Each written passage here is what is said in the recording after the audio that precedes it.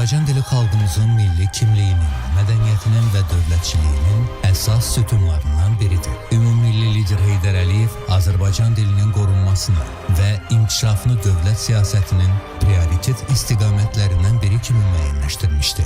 Bu siyasət bugün də Prezident İlham Əliyev tərəfindən uğurla davam etdirilir. Bugün də qorumalıdır.